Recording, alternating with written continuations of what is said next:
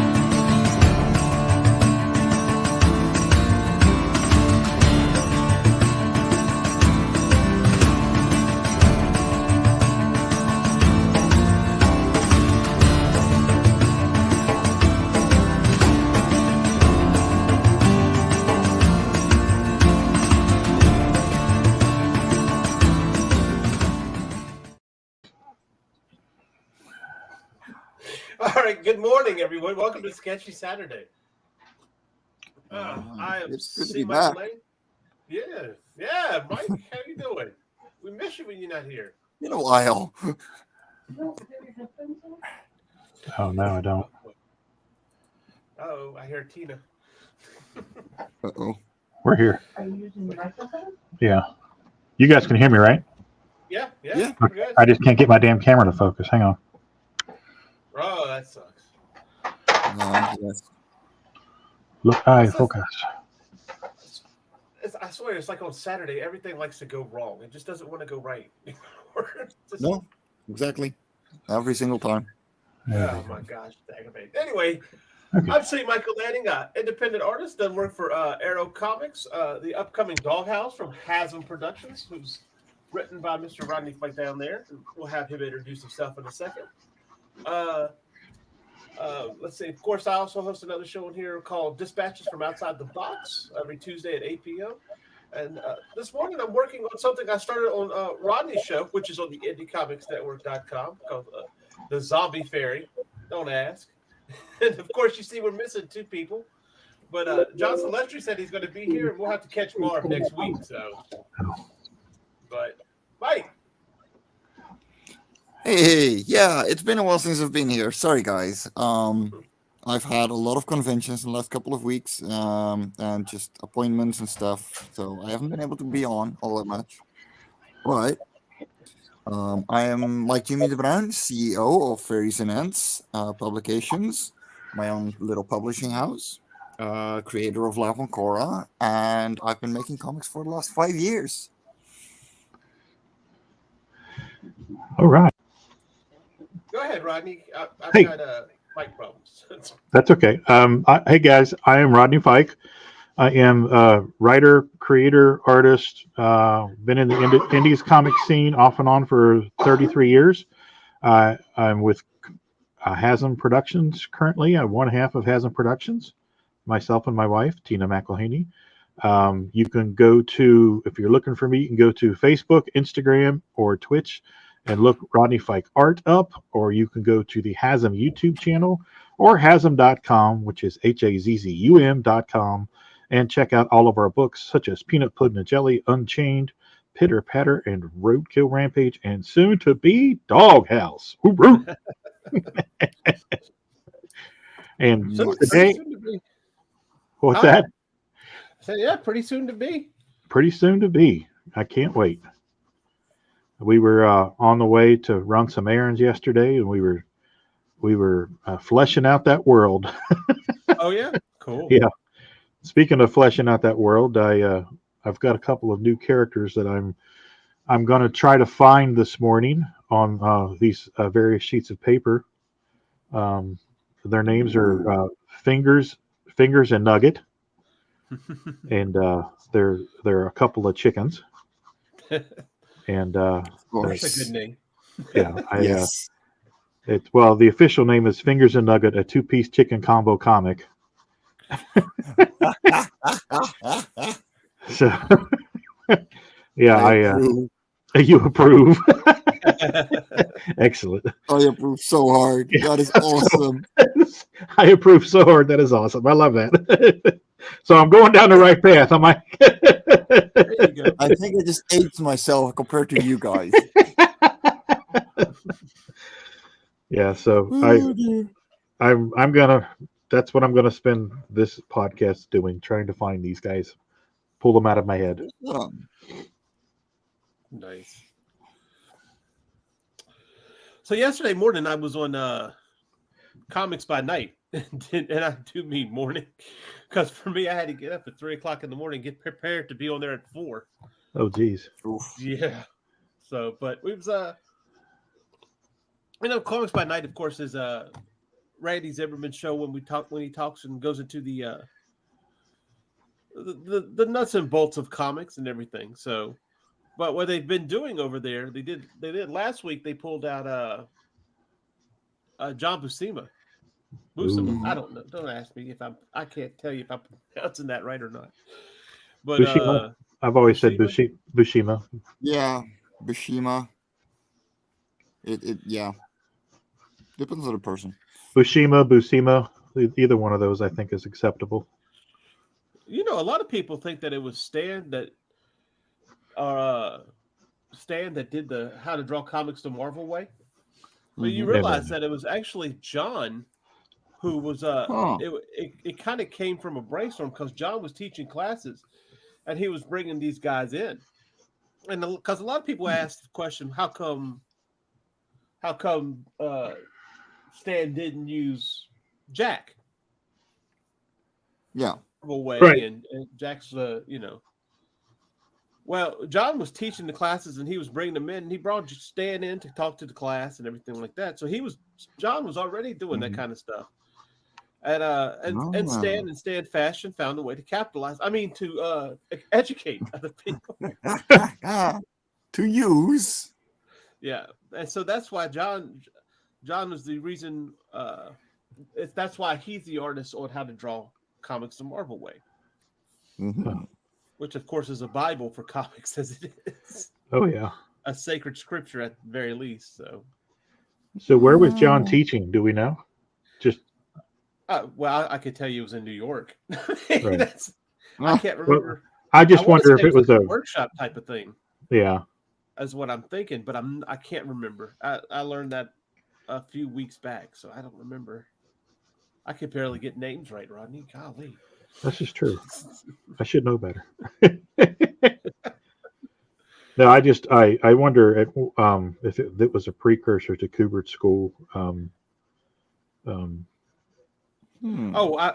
pretty sure it wasn't.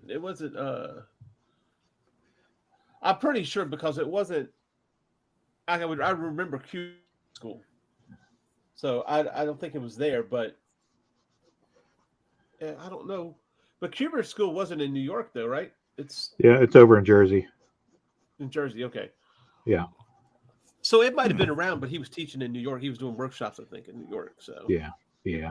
And there's so much of that stuff in New York. So right, especially if you couldn't get into Kubert. Oh my gosh. Yeah.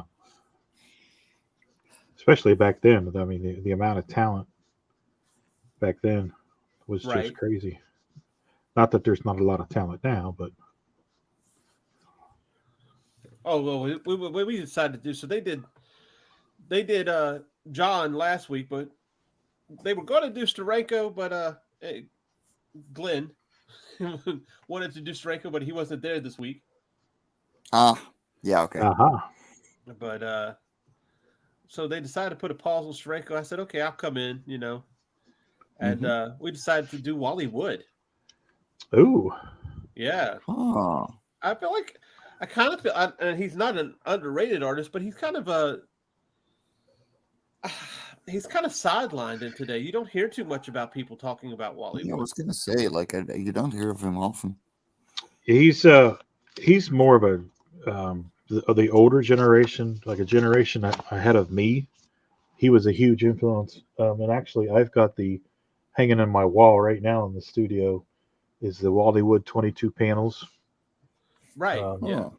Yeah, and yeah, he was such a huge influence. Wasn't I don't know how accurate this is, but commercially successful in comics, maybe not so much. But maybe before comics became as big as they are now, he was kind of one of the guys slugging away, just kicking stuff out. Yeah, well, but we were looking through his weird science stuff, yeah, and oh my gosh, just it floors you. Yeah, because yeah, I'm familiar with stuff here and there, and some of his mad stuff, yeah. which he had a style that could go back and forth, and we're just it's in awe how much work he put into that, and then it makes you shrink back and go, okay, well, I quit. I just quit. But if you guys out there and YouTube land get a chance, go look up Wally Wood art. I'll just stick with the 22 panels, which is a fantastic guide too. You can look that up too if you want to do comics, especially if you have talkie comics. Yes, exactly. Yeah, go ahead. No, I was gonna say, it's a great guide. It's something to have taped to your wall next to your drawing area, just for quick reference. And for anybody who's not familiar with it, what it is it's 22 panels that always work, and it's a reference guide for panels when you have a lot of talking, and you need some dynamic panels. How to Draw Comics the Marvel Way kind of go over that a little bit with explaining different angles and everything in a panel. But Wally set out the 22 panels and different things like silhouettes, picture frames, all sorts of stuff to really help artists guide them. So you won't have it's like a reference library, I guess. It's kind of the way to put it, right? Yeah, and actually, let me grab it real quick. It's just taped to the wall. Hang on, just a second. Don't rip it. Huh? No, I've got Don't rip it.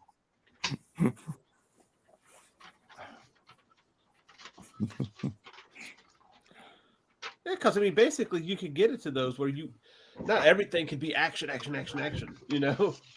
Yeah. See, it's just simple, small dialogue balloon. Mm-hmm. Yeah. It's just silhouettes, the art of silhouetting. I love how you put the everything what it is in the balloons, so you could see. Yeah. How the balloons take up the panel. Yeah, the side light or the top light, the reflection.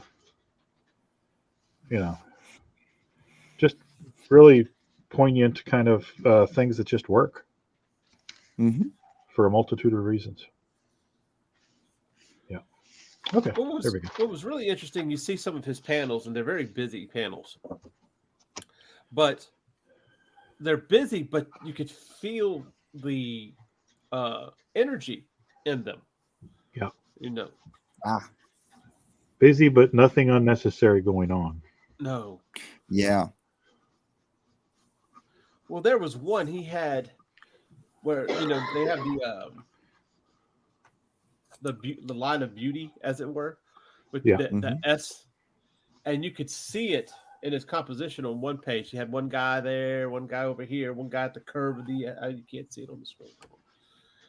One guy here on the S and over here and here, but that was your main focus, and it was bringing you back to the word panel, to the panel in the at the bottom or whatever the case is, to the words. But up here, if you look in his mess of mechanics and machinery and everything, there was another S in it that you just kind of followed, like it was the what are those things called where you turn, you open up a pipe? Open You up know, a they're- pipe? Like you're opening up A monkey wrench? like a no. It's I was on gonna the say, pipe like- itself. You know, it's circle. You see it in like the submarine movies and stuff. Ah, never mind. I know what you're talking about. Yeah, it's a Vault opening. Yeah. yeah, it's like a crank wrench. Yeah. Well, no, but this is a circle. Yeah, it's a circle, and you put it on and you turn it.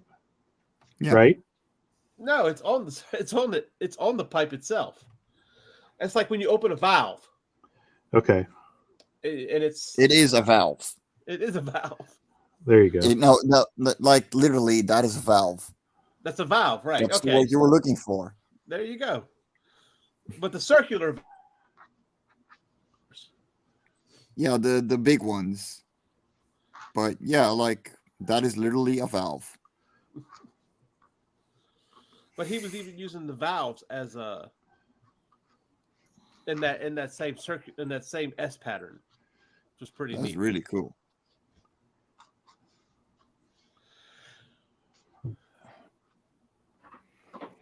But what really gets me is we were looking at his art, right? Mm-hmm. And the thing that strikes you is you could see, in one instance, you could see Dave Gibbons. And the next instance, you could see another artist. But here's the funny thing about it is it's not the same style. Like the Dave Gibbons or it wasn't Bernie Wrightson. Bernie Wrightson was a different one. We recognized the style from who was that? Al something. I can't remember what his last name is. Al Williamson. Yes. You could definitely tell Wrightson got a lot of influence from Williamson. Yeah, well, he was an editor back in the 60s and 70s for Marvel, and I think he was an editor on some of the horror book line too. But is also when Marvel got the rights for Star Wars, he was the head editor of the Star Wars line, and he did all the first illustrations and stuff for Oh wow. for the Star Wars comic strip that appeared in the national newspapers. That was Al Williamson's artwork. Oh wow, cool. Good morning, sir. Would you like to introduce yourself? Hi, Good morning. I'm the guy with the trout shirt. Yes, you are. Yeah, I've got a trout shirt here. It's an old one. That's awesome. As long as it doesn't smell fishy, we're okay with it. No, but you know, if I do correctly, you know, I can waggle the tail and make it seem like it's moving. So Nice. good morning. I'm John Celestri. I'm a classic 2D animator from back in the day, and but I'm I draw in my own comics today. I've got a whole bunch of the different series, and I'm here to work on some pages. So, but anyway, you can find me on YouTube here on Saturday, Sketchy Saturday, and one of these days I will get a website up for my own books. So I've got a whole bunch of them. So anyway, that's who I am. But if you really want to find out who I am, go and Google me on with John Celestri, and you'll see Boba Fett. Boba Fett. Yeah, it's that time of year, right? So Yeah, it Oh is. yes. Oh yes. The holiday special is that time of year. So, oh, wait a minute. Before I do anything else, I've got to put them on my glove because of my metallic. oh yes. Ah yes. Yes. Yeah, my splint here. Part cyborg. Yeah. Morning, Allison. Allison says happy sketching. Hey, Allison. Hey. And she has her own show coming next Friday, I think it is. Yes, she does. So cool. Can't wait. Awesome. Welcome to the show. Yeah. What is this, like the old X-Men? Well, welcome to the team. Hope you survive. We promise we'll keep the danger room set on easy for the first month or so. We make no promises because we're also pranksters. So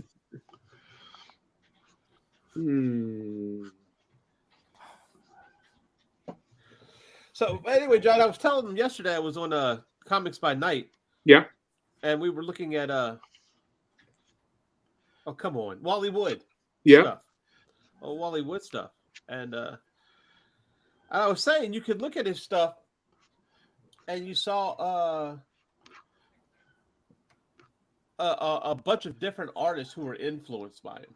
Oh yes. But they weren't very all much influenced. so. But they weren't all influenced the same way. Like for Gibbons, you could see Gibbons how he leans towards shadows. Mm-hmm. And I cannot remember who the other one was. We were talking about that. You could see. Well, So, go ahead. okay. No, you go ahead. Well, Wally, he was he had this great reputation, to follow up people. He did all kinds of, he was I guess Wally was somewhere between in the late 40s and through through the 50s. Yeah. And I don't know his personal story, what have you, but I know that he worked a lot with Eisner and with EC. Oh yeah, yeah. But what I find interesting is that a lot of the stuff that we say is influential is basically theatrical. I mean, people suddenly started to understand different camera angles and placement for close-ups and things of that sort. And so when you talk about how to draw the Marvel way, it's basically just another rebranding of what Will Eisner was doing, and with all and everybody else, Milt Kniff. It's basic, interesting storytelling. Right. Yeah. And understanding. Yeah. Well, basically, the cinematography. Yeah. Yes. And that's an incredibly. I mean, that's what we're talking. We're talking about the placement of camera, so the viewer can understand and be told the story in an easy way. Sound familiar? See. What did I do? What did I just say? No, if you look at one of my scripts, it's all camera angles, perspective shots, bird's eye, worm's eye view, mid range, below horizon line. Could you tell my writer about that? Because sometimes, I swear. Oh man. But there's a really also good book. I am literally just doodling because there's a piece of driftwood in this hotel room that looks funny. So I figured, you know what? Let's turn that into a woodland. So now I'm just pulling up my brushwork with some Indian ink. Nice. There is a book called Framed Ink that kind of goes into that, where it talks about the multi-angles and how to look at it. You take one instance and how to look at it 3 or 4 different ways. So it's a really fascinating book. What's interesting is it takes a panel and then it shows you the shapes behind it. Mm-hmm. Because when you break it down, that's what you're looking for. Yeah. Absolutely. Yeah. Go ahead, John. I'm sorry. No. That's I was going to say the basically you have to, think with just as a visual medium and saying, okay, and that's why there was more of an ability for stars of the motion of the old silent era would be international stars, because you weren't listening to dialogue, Right. and that was a holdover that held over from about it was 1927 through about 1933, and well, basically, once you started sound, you had to lock the microphone somewhere, and so that really, diminished motion pictures, and and because you couldn't move the camera around very well, very easily, and capture the sound. It wasn't until you got the boom mics and all of those various placements and what have you. Anyway, it's kind of like, if we all, as comic book artists, I mean, that's the thing about sequential art, is you're telling a story pictorially and without dialogue. Dialogue should only enhance what you're saying, what you're doing, visually. Oh yeah. But anyway, I'm sorry. What was the story? What was this? What were we talking about? Well, I think Rodney had something he was going to say. Yeah. No, I was just going to talk about how I kind of very early in college met a guy in my class who was really into cinematography, and at that time I hadn't really considered that as part of a tool for learning comics. And we actually went out and we shot this little 16-minute movie downtown Cincinnati. And he just introduced me to that world of camera angles and silhouettes and lighting and swipes up and swipes across and stuff like that. And that really, really changed my understanding of storytelling in the visual medium of comics. So I can imagine.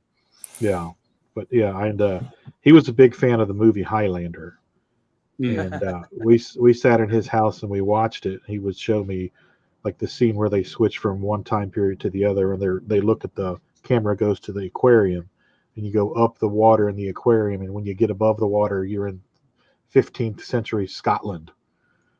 Stuff like that. And I was just like, it's stuff that I'd seen my entire life, but never made the connection. And it was just like one of those come to Jesus moments for me.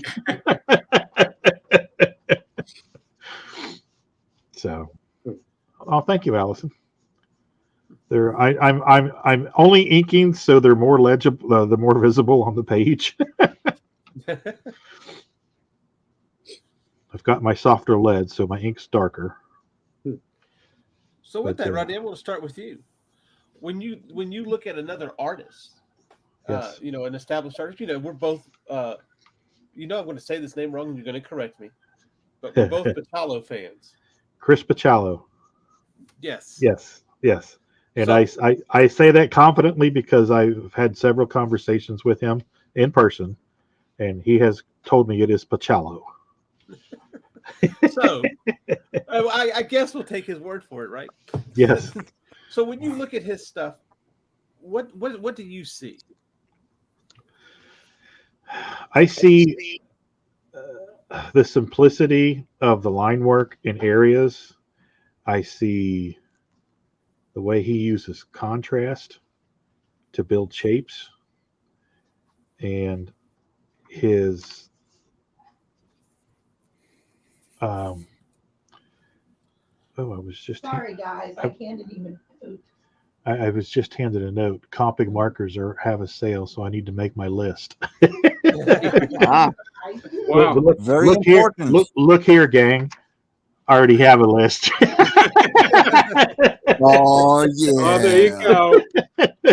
And if anybody's ever listened to me online, you've definitely listened to me bitching about that marker's dry, or I got to refill a marker online or live. But yeah, but no, back to Chris. It looks really busy, and there is a lot of detail in it, but there's also a lot of simplicity in it. And it's very cartoony. His newer stuff more so than his older stuff he did on Vertigo. But yeah, it's just, I just love it. His camera angles are always different than the kind of the mainstream stuff. He tilts that camera. He likes a lot of bird's eye views, which is great for me because I really suck at foreshortening the body in perspective. And I've actually got a Chris Pacciallo original X-Men page hanging here in the studio. And I've got Marvel Unlimited on my phone, and I was reading some of his Spider-Man pages, some of the Spider-Man runs on the app, and I just saved some of his pictures, just swiped and saved them so they're in my gallery. And I am constantly pulling those up, especially when I'm thumbnailing out a story. I'm pulling those up and I'm looking at those camera angles. I'm like, okay, how's he doing this? And okay, God, that looks so simple. Why can't I do it?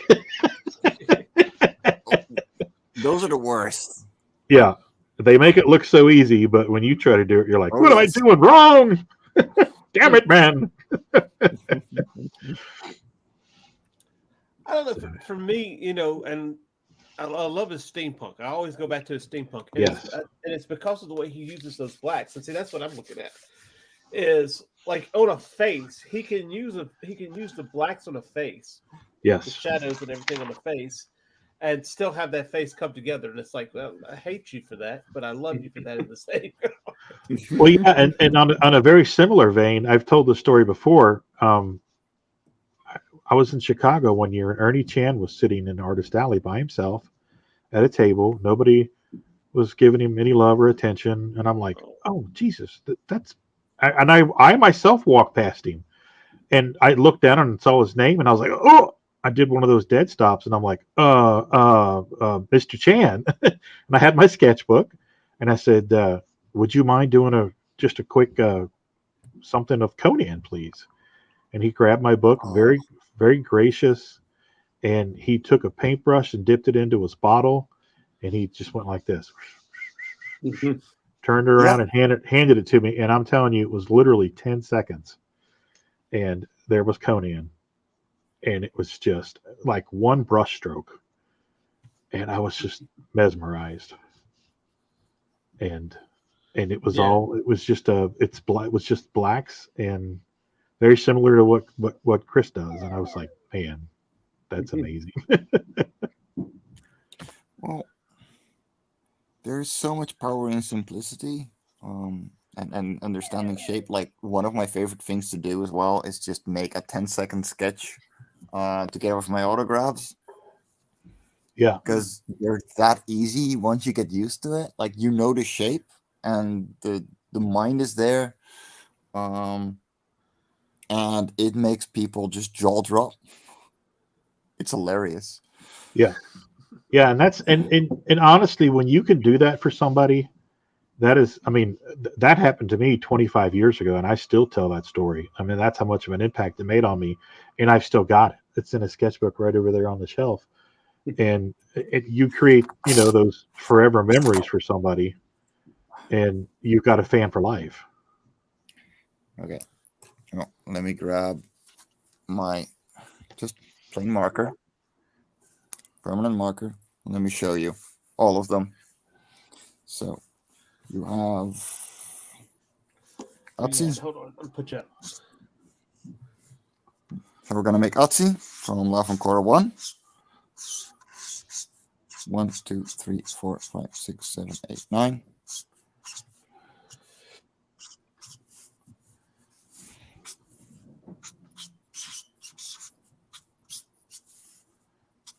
There we go. Let's give her the other ear. And people's mind get blown. That's so groomed.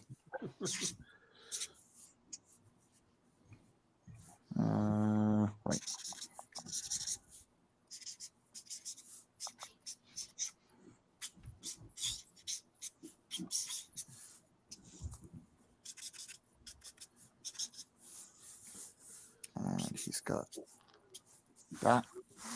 Then we have Octas, or Stone Golem.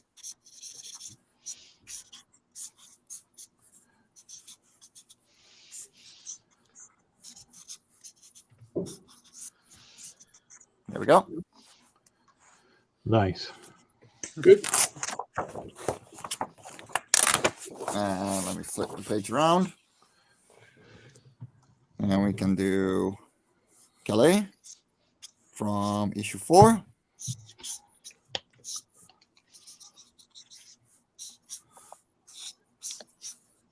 He's even easier because he doesn't have a pattern.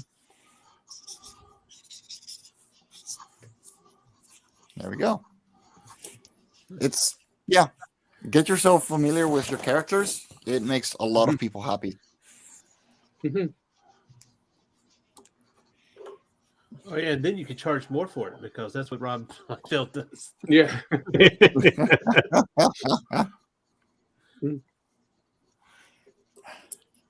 So, John, just how fast can you draw Boba Fett?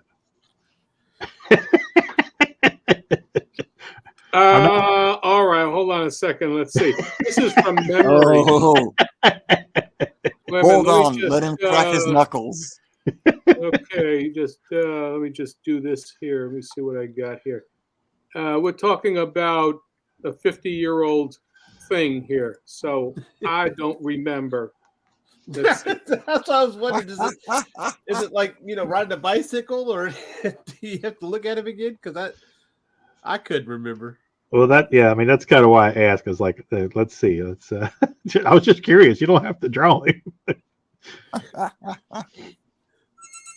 John said, "Challenge accepted." So,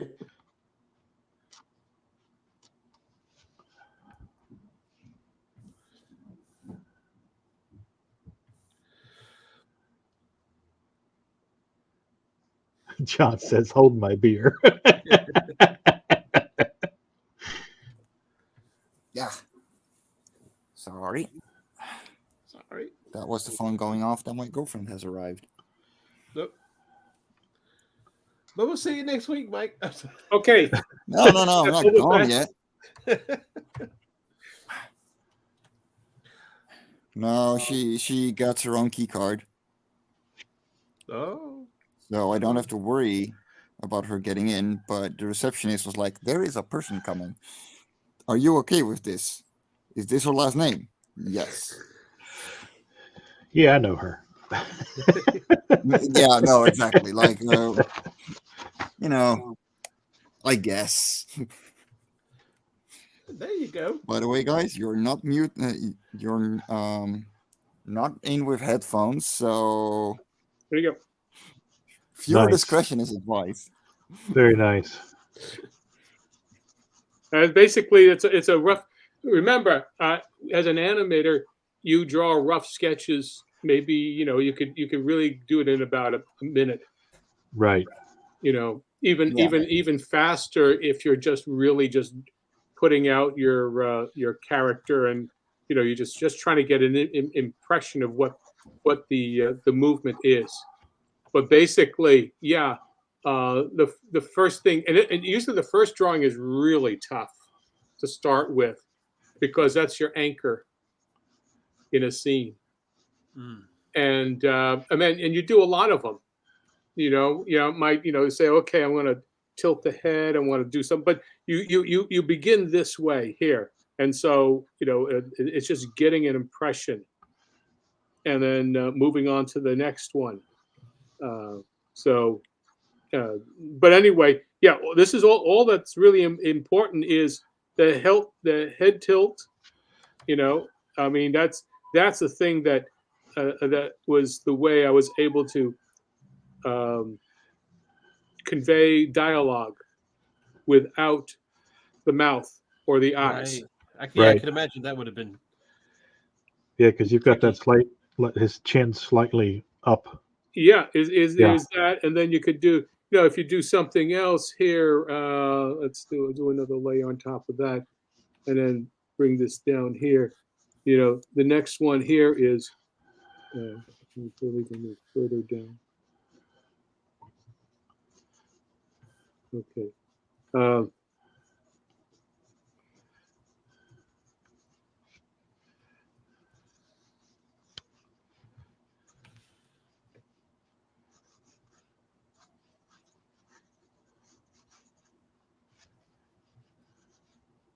You're doing what you wind up doing is you use the opening of his eye, of his visor, as your brow. Oh, nice. There you go. And you really have to work it a bit. And then you move everything else around. You swing that the pistol around just as a force element, and then you also his jetpack. It's a lot of it is weight and balance.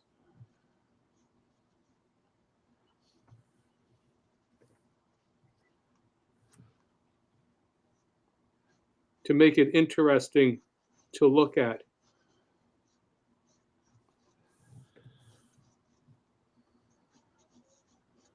So, and then here, I'll just get this one here back up to. John, this is absolutely incredible, just so you know. So this is really as simple as you can make it. But that's all you're looking at. You're looking at vectors as in forces. And sorry if I repeat myself continually, but that is the only way that you have to think purely movement and balance. Yeah. Well, don't apologize for that, because you're right. Also, my girlfriend decided to turn on the camera, so there is now the shade of Okay. of a phone over my canvas, but I'll ask her to switch that one off again. But the thing is, you're right, so don't apologize for being right. Yeah. Screw the naysayers. You're right. Yeah. Well, there's people. I mean, I'd like to give more information about besides just vectors and forms, but I think you got to keep repeating it until people will understand it. I mean, when you set up, and here's where we can talk about theory about how much is realism and how much is cartoony. My thing is, you're drawing pictures. Yes. Yeah. And so being expressive is not cartoony. But when the people think that that's the way it is, that just because you have to look very realistic and just have a little mouth flap, and you can't be very expressive. Otherwise, it looks like you're going overboard. Well, it doesn't look dark and gloomy enough. Yeah, there is a ton of that which permeates comic books and art, motion pictures. For sure. So anyway, I think being expressive is very different. I'll point this out here. I'm doing in this scene here, and I don't know how far you can see, how much you can see of this. Hold on, let me just see. Let me switch here. Yeah, okay, we can see everything. If you look at my little, let's stop here. Let me get on this. Okay.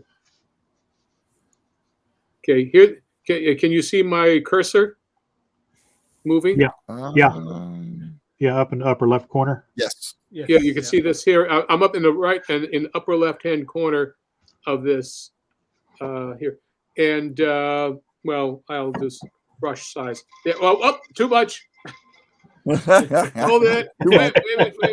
Do over. It's an early. Okay, there's my cursor. That maybe that works a little better. The movement I'm doing here with the demon here is flying in, coming up, and going into a landing onto his shoulder. That is a thought of movement, and all of this is here and here. He's landing onto this onto the shoulder here. There's this here, and then you have a V where you look at this, and then your eye is directed to Snake Eyes, looking at Screw Tape, shaking his martini. So like every part of that that whole scene is moving on its own. Like the eye gets like everything that needs to happen first happens first in the panel, reading from left to right. Yeah. And that's that is that's purely, if you will look at as each one of these are storyboard panels as a setup. Okay, you can understand each one is a story board telling a story, what's happening, and a comic book doesn't have to be a storyboard, but it should be not confusing and not extreme angles and poses that are nice by themselves, but in sequential, it is confusing. Yes. So I'll always be beating that drum. I can't help it. Well, there's nothing wrong with that because I've actually found myself, actually, John, since I've met you, and since I've been doing this show with you guys, I have found, and it's a comment that C said a while back that was just a comment, as everybody was putting their 2 cents in, but the comment about the big panels, the big action, really makes the page and everything happening on it jump, and that really made an impact on me because I was having trouble storyboarding out a particular story, and I think I was trying to do too much, and I went back and I studied a lot of Kirby, Fantastic Fours, a lot of Avengers and stuff that he did, and it's 6-panel grid, maybe a 7-panel grid, and all of the action is just right in your face, and what's going on in the background is it's there, it's full, so you get he's created the environment, he's given you the environment as well, but it's not important.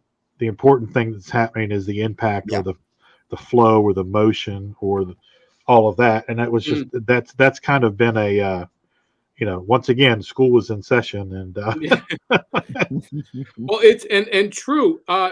If you look at his early stuff that made him, before he became very elaborate in his design, the simplicity, the elaborateness was in the choreography of the action, and the focus on that was much more important than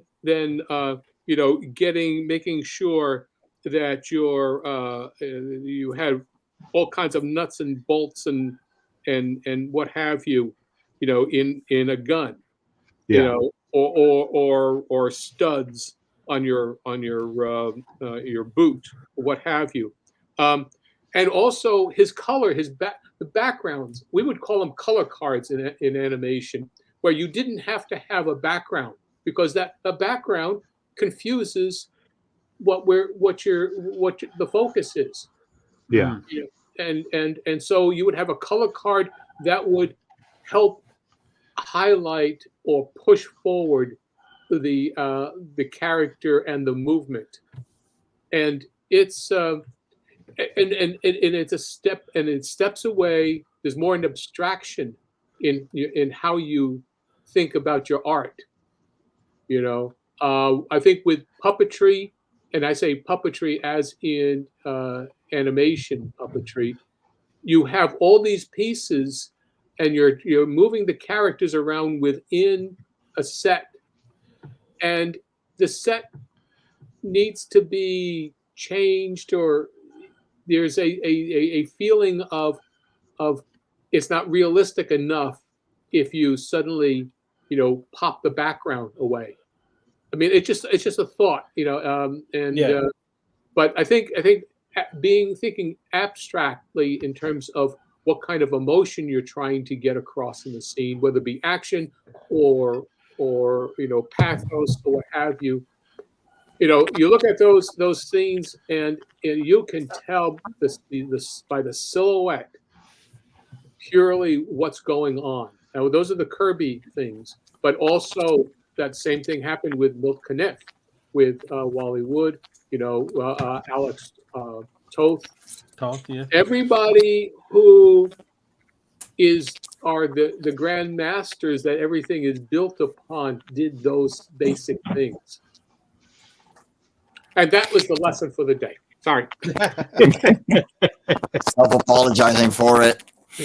People need to hear it. Say it again for the people in the back. Yeah, and I think that's why everybody kind of gravitates to the show, because it's just we're what people realize, especially the younger folks, we're all in our 40s, 50s. Somebody might be still in their 30s. But school never ends. You're constantly learning, and for sure. And you're going back and you're relearning stuff that you forgot. So that's the fun thing about art. Oh yeah, never. Don't worry. If you're not sweating, you're not learning. Exactly. Yeah. Yeah, pretty much. You've got if you don't know, if you're saying, "Oh, I got this," well, then you are not experimenting. You don't have to reinvent the wheel every time you do a scene, but the whole idea is to say, "Okay, what's going on here?" And am I pushing forward on something? I think it's more of a what did I do? Like, what do I remember myself doing wrong last time, and how can we improve it from there?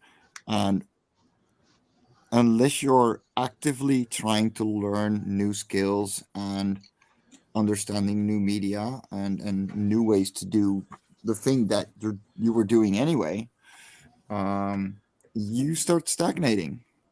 And there's natural growth, of course, where you're just building on top of your previous experience, and start seeing more and more small things that you were doing wrong previously. But if you're actively learning while doing the same thing as well, it might not work at first, but at least you're trying to find what you're doing wrong, and you don't settle with good enough. Yeah. Well, you always have to be thinking, okay, how do I push this forward, and what am I learning, as you say? Okay. Yeah. But reading and designing your characters to tell a story. I mean, that's what we should be doing, and I know it's hard. I think I believe Nita told me something this past week, or whatever the case is. You never become a perfect artist, you become an improved artist. Yeah. Yes. Mm-hmm. Yeah. Always growing. It's depressing for some. On the other hand, once you're hitting my age, being the pipsqueak that I am. The thing that every artist, I think one of the biggest struggles for every artist is getting over themselves. Yeah, for sure. And I'm as guilty of this as anybody in the room, anybody watching. Imposter syndrome is a real thing. So just get over yourself. You're a competent artist. Just improve on the things you're not strong at, and keep doing what you're doing, and the worm will turn. Oh yeah. Hey, I'm a little old guy here. Yeah, you learn everything. You keep on learning because, and that's and don't be afraid of failing. Right. People Especially are that. so afraid of, oh God, if I don't get this perfect with every stroke, I'm a complete failure. Well, no, it's experimentation. That's what you fail if you don't experiment. Yes. Yeah. Oh yeah. And it gets boring. True. If you don't experiment, it gets boring. Like you're just doing the same thing over and over again. And Yeah. how are you trying to improve? What are you trying to learn? And after a while, you're just going to be bored with yourself because you've done it a million times. And because you've done it a million times, it looks great, but there's nothing interesting about it anymore.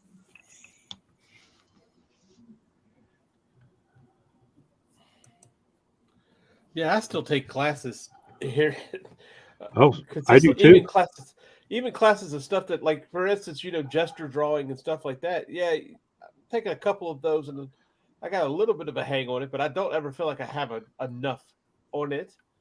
So I will take a gesture drawing course, because some reason, you believe it or not, somebody always has something new to say, something you haven't heard from somewhere else before. And Yeah. You shouldn't shy away from learning, even if you think you have it down. Yeah. And one thing I've started doing again, which I haven't done in a long time, is I've started carrying a sketchbook with me. I've always had one in my backpack, but I've never pulled it out and used it. And I'm just like, what are you doing? There's so much downtime when you're out that you could be, just working on flow or gesture or motion or momentum, and and I've just been doing that. Like I just broke one in last week, and I've already got 4 pages full of just characters.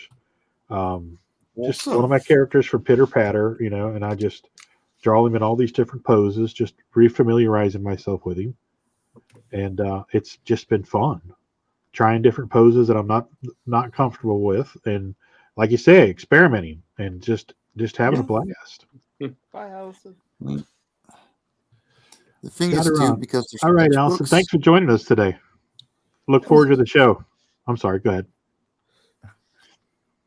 Well, that's one of the things too. Like, because it's a sketchbook, like you're not obligated to make it high quality. You don't worry as much. Right. And it really helps that there's no pressure. It's just for you. It's just to get to know yourself, and to enjoy drawing. You know what I think pressure comes in with the sketchbooks are, though? You have these guys, they sit out there and they sell these sketchbooks. You have J. Scott Campbell sells his sketchbook. Humberto Ramos sells his sketchbook, on and on and on and on. And the thing is, if you look at this stuff, it's like really masterful artwork. The issue comes in with they have two different sketchbooks. And there's a sketchbook that they don't show you. There's a sketchbook full of wrong lines, tried to get just a bunch of scribble that they don't show you. And because they present that to the world as, it's a sketchbook or rough sketch or whatever the case is, and they're not being dishonest. Do not misunderstand me whatsoever. But what we perceive is the problem. And it's like Rob Liefeld, I think it was Liefeld, has said, there's this, I can't remember who said it then, because it might not have been Liefeld now that I think about it. But we have this sketchbook that will show you, and then there's another sketchbook that would never show anybody because it's just you wouldn't understand it. It's just a bunch of scribbles. Yep. In the How to Draw Comics the Marvel Way video, the instructional video, when he has John next to him and he's talking to him and everything. Stan's going over the tools of the trade, and he pulls up the eraser and he said, of course you have to have an eraser. But at Marvel, we don't use erasers because we never make mistakes. What are you doing, Oh, man? no. Yeah.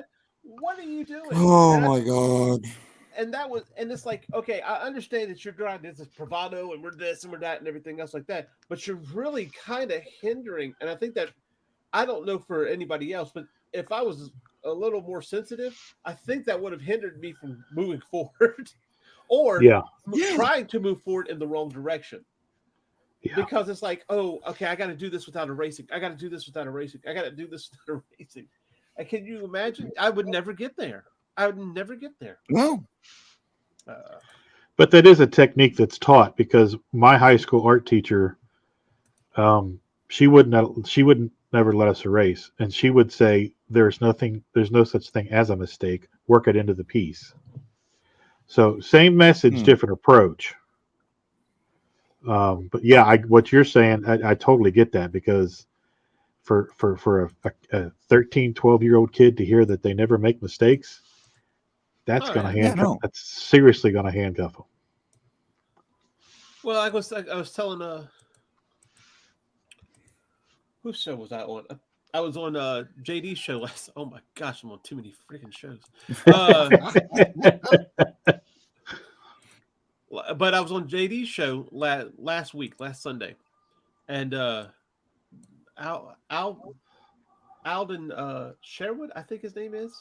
I'd have to go and look, but he was an editor in Marvel. But and I only say that to say this because he wasn't bragging or anything like that. But he was talking about Texera, Mac Texera, Mark.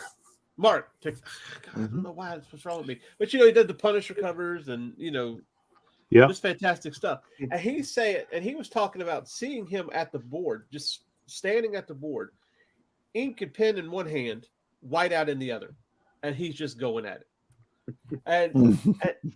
And he says this, and he doesn't say it in a way that's like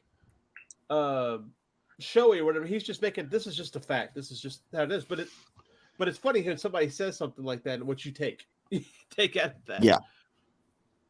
It's like, so, and if you ever watch Jim Lee does the same thing. He uses whiteout in some areas, and it's a technique and everything. But if he messes up, you never know, because he'll use that whiteout like it's a technique. So. Right. Yeah. The biggest thing for me, and I've talked about this on my blog on the Hasm website, is going to New York City in 1990 and going to a convention. And I was 21 years old and avid comic reader my entire life. And I walked into a room filled with guys my age that were on the other side of the table. And what struck me was that the only difference between them being on that side, me being on the visitor side, was they did it. And there was no difference. They were all artists. I was an artist. They were all doing comics, loving comics. I always did comics, always loved comics. And from that point on, because we were already started on the Superior 7, and but to see that for my own eye, because New York City was a whole different thing, because New York City was. John, you're from New York City. I'm from Brooklyn. Yep. You're from Brooklyn. Yeah, they were everywhere. In Cincinnati, Ohio, to find like-minded folks that were into comics they weren't around. So I had nobody to hang out with. I had nobody other than a couple of friends in high school. But to see that and to realize that there's no difference, that you can do it too, I was on a mission, and I've been on that mission ever since. Yeah. Well, I'll tell you this here. You look at all of it's the talent that congregates in an artistic area is because it's a magnet. You look at so many people from Little Rock, Arkansas, who wind up being stars on Broadway. Excuse me, just as a matter of fact. No, it's people come to New York and become something. Yes. Because there's a platform for them. That's what draws them away from the place that they're originally from. Yeah. And so you get all these people, but they're from the same places that you are. Yeah. They've got the same dreams that you do, that you have. just that you have to act upon them. And that's why today with crowdfunding, you can act upon it. Yes. And and with YouTube videos and with these kinds of shows, you can get out there and basically you're performing, you're presenting your pieces to people. Yeah. And that everybody has the capacity to get a channel and just put something up every few days or every week or what have you, and say, okay, this is what I'm doing. And unfortunately, you have to be willing to reveal yourself on camera in some way that you have people wanting to like you and follow you. Yes. Yeah, you have to be vulnerable. You have to allow yourself to be vulnerable. Mm-hmm. And after 12 years, 13 years of drawing and live at conventions, I'm over it. Yeah. I was going to say, it's not like we really particularly, we want to be here, but it's not something we want to be here. It's not, I'm going to go on YouTube and be a star. That's no. That's not what. That's not being a star. No. It's not being a star. It's like it's being able to walk up to somebody and say, oh, well, if you want to show your work, you have to show your work. Right. Yeah. I mean, Yes. what's the sense? I mean, it's not like that you can't, there's no way that you can get your, material out there. No, that's not true anymore. You can present it, and do it so that people, you're offering something to them, and that's the way that you learn how to, be friendly. Say, Yeah. hey, come on in. I'm going to show you some stuff, and hope you like it. But it's only because I'm trying to do my best, and with having a certain amount of humility is great, but don't have false modesty, as though you were saying, yeah, well, I'm so, don't put a show on. Just be yourself. Yeah. And if you're not a likable person, become likable. Yeah, no. Put some effort into it. Yeah.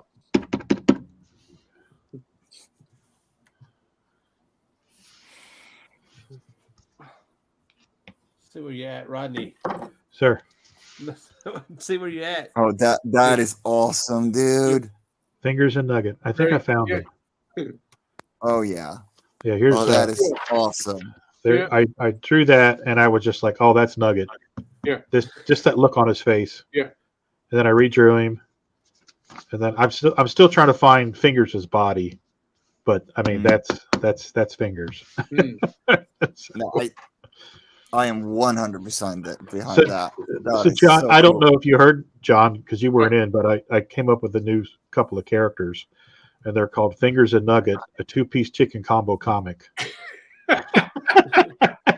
Good look. You know what? Can I say something? You've got classic stuff. It's Abbott and Costello. Exactly. Right, yeah. Yes. Yes, and they've got a friend who works down at the precinct. He's a pig, and his name is Patty Lynx. He's next. He's next. Oh. So, I was telling C that we were expanding the Doghouse universe. It's actually the Pitter Patter universe, but we were running errands and going to lunch yesterday. And we were talking about I had this idea about I was fleshing out the block where the Doghouse bar is. We could do this and we could do that, and I was talking about doing like a female bar called the Hen House, and Tina's like, no, we can't do that. She said that'll be the name of the backup stories that the characters appear in, the chickens appear in, and we'll call it the Hen House. I was like, you know what? That's not a bad idea. Yeah. Not at all. No, that's all. Yes. That's really nice. That's a good So, one. Yeah.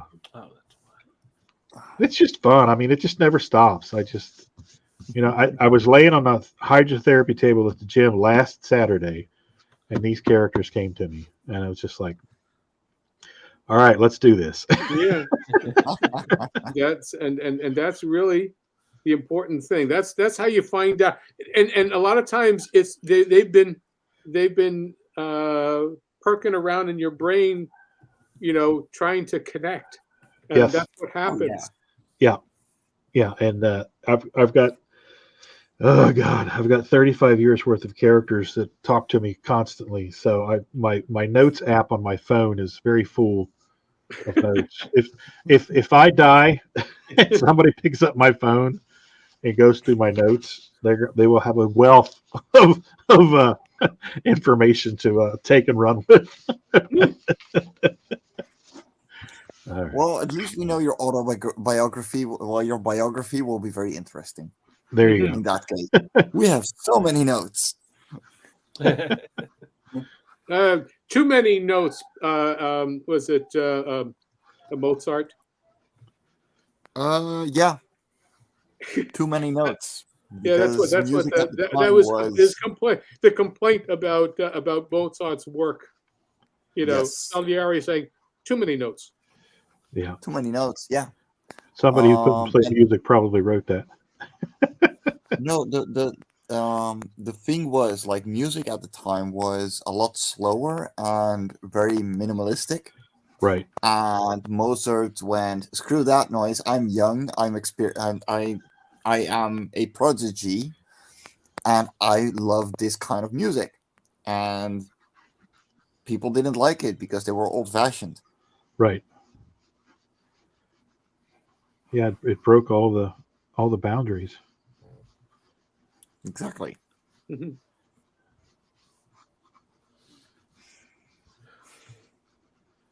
Well, he wasn't really popular in his time, was he? Oh, very. He was. Well, He was. He was, but he was a rock star that Yeah. he just gave. He wasn't very good when it came down to financial. His finances were bad. Wait a second. You're talking about a creative that's not good with money? Yes. No. Oh yeah. I've never heard that one before. No, not at all. What was the saying? Live like a hobo and walk into a comic store, or walk into an art supply store like a millionaire. Because holy crap. Yeah, that's my Toys R Us. Any art store. Oh no, for sure. I can't walk into one without at least three more things that I totally did not need. I will so much so where I will be steered away from my wife steers me away from the art section like she would steer away a child from the toy section. Uh-oh. Yeah. You know what the worst part is? I drive by mine every single day when I'm going to my side job. Yeah. That's bad. Yeah, no, I need a comic supply anonymous. It's awful. I need help. Send help. Someone hold my wallet. Just need to get a lock box to put in your car and stick your wallet in there with a timer on it. It won't unlock until you pull into the driveway. Where is there was an art supply shop in Kenwood in Cincinnati. There was. And it was still there. It was on Montgomery Road, and it was years ago. There was a little mall across from the Kenwood, shopping.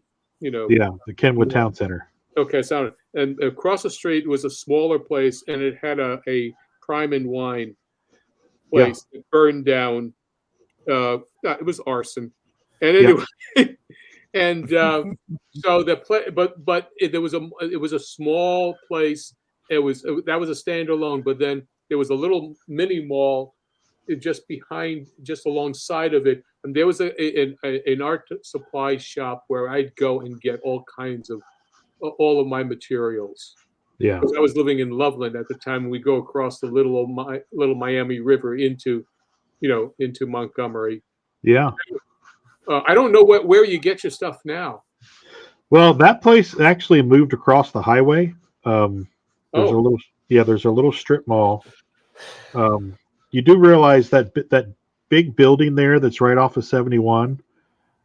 That's where all the radio stations in Cincinnati are, 700 WLW and all those. Oh yeah. Oh yeah. Well, it's like it's literally walking distance from that building. It's on the same. Okay. It's on the same side of the road, and it's on the. I think there's an Outback Steakhouse or Chewy's or something, and then on the other side of that is a little strip mall of like 4 or 5 stores, and it's the last store on the right hand side. Okay. They just moved over there. Well, the thing about it is that the last time I was in that shop, basically it was 2006. Okay. So the world has changed, in Cincinnati since then. Yeah. So. Yeah, I get most of my supplies. I still go to the art store up in Clifton. On the UC campus there. Mm-hmm. Do you remember that store? No, because I didn't really go there. You never went up there? Okay, it's there. It's on the other side of the street now. They moved it, but that whole campus has been regentrified, and it's all corporate now, except for that one block where the art store is. It's what still isn't all corporate? That's the thing is that when I was living, in Loveland. Once again, at the time we were not actually in Loveland. It was the area address was that, but Fields Erdel was nothing but just a pasture. Right. Not anymore. Not anymore. Oh yeah, I know. We saw it happen. It got really crazy. Yeah. And and so everything moved up there. Yeah, that's actually where Tina works up there. Oh, okay. Yeah, she works up in the Fields Erdel area. Okay. Yeah. Yeah. So yeah, I am very familiar with that area, and it's not a fun place to drive around in. No, it's one traffic jam after another. Yeah. Sounds like fun. No, don't let us fool you.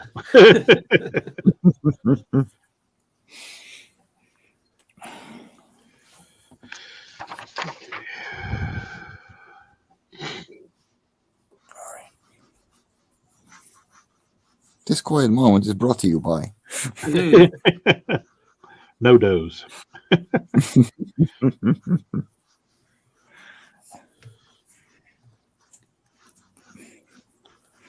Well, I'm just dropping some eyeballs into the martini. well, you gotta have that splash. Mm-hmm. But when you're in the 1717 club, that's what you get. Eyeballs. Yeah. Eyeballs in your martini. Well, hey, it's a dark place. It's a delicacy. Yes.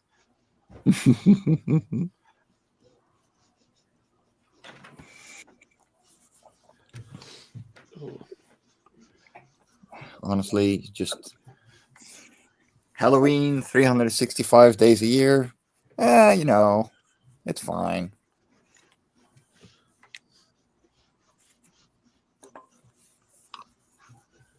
So you said you figured you were inspired by a driftwood log? Is that right?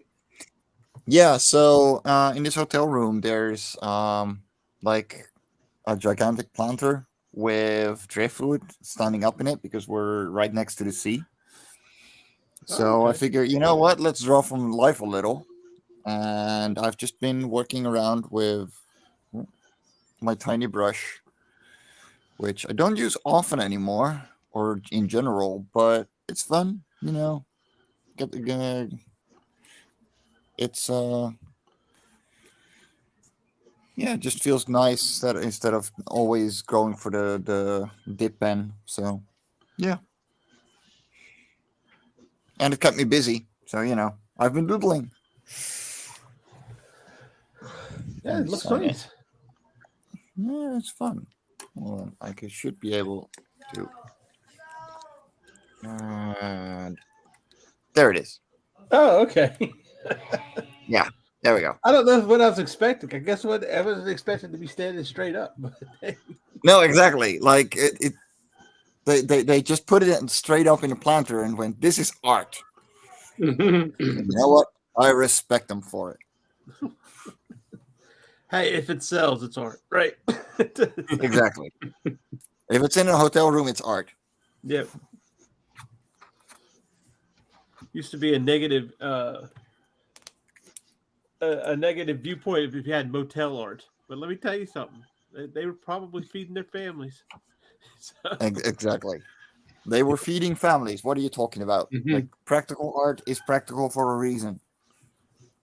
I don't know who did Dogs Playing Poker, but he probably cashed in. What? Who did Inktober? Huh?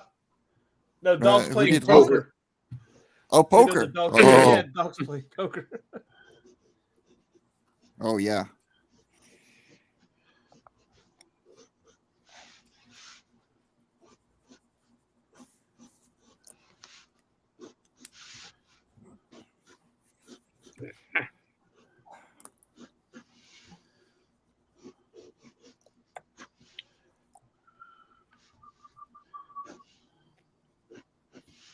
Oh boy! Well, I tell you what, we're at that time. Let's go ahead and let's go around the room and tell everybody where to find you and everything.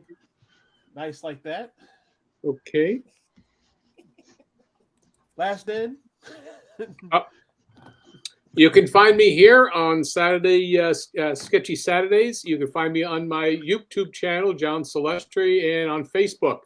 I am starting on Mastodon also. Sweet. You know, yeah, instead of a Twitter, because I don't trust that place anymore. I see a lot of people go into Hive. I don't know what that's about. So yeah, I don't know about that either. I have to find out what that's all about. But I'm on Mastodon, and you know, I post every couple of days stuff on that. So we'll see what happens. But you know, that's where I am. Right. Yeah, there you go. It's just it's another social media for me to ignore and not keep up with. Because I don't keep up with Twitter, unfortunately. Yeah. Why isn't it working anymore? Well, that's a drastically different character there now, Rodney. Well, I'm waiting for his body to come to me, so I'm just drawing a body.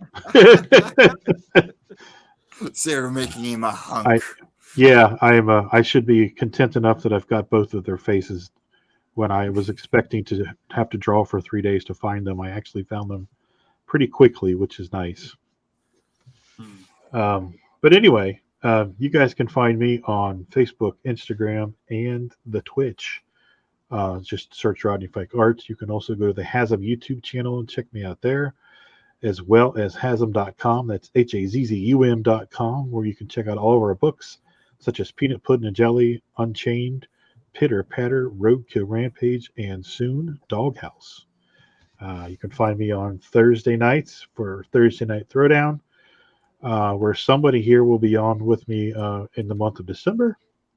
8 o'clock Eastern on the Indie Comics Network, as well as Dispatches Outside the Box on Tuesdays at 8 p.m. Eastern as well, with C and the boys. Yeah. Yep. Hey everyone, I'm DeBruin, CEO of Fairies and Ends, and you can find me over on Kickstarter for Love on Korra Volume 1. We are coming January 23rd. The volume is done. Everything has been recolored by my colorist because we were reworking issues 1 and 2. So that is done. I'm pretty much done with the PDF. It's ready to go. So be sure to follow it. And otherwise, follow me on my Linktree /Fairies and Ends with everything I do. So see you next week. Lovely. All right. And of course, I'm C. Michael Lanning. You can find me at Linktree /C. Michael Lanning. Also, of course, like Rodney said, on Dispatches from Outside the Box every Tuesday at 8 p.m. Eastern. This week, we'll be talking about some holiday movies that kind of have a little raunchy feel to them, I guess. And who knows what we're going to get into. So check that out. Oh my. Right here on the IndieComicsNetwork.com. Excellent. So, and that's it. Sounds good. Thanks for tuning in, everybody. That's all, folks. Good night.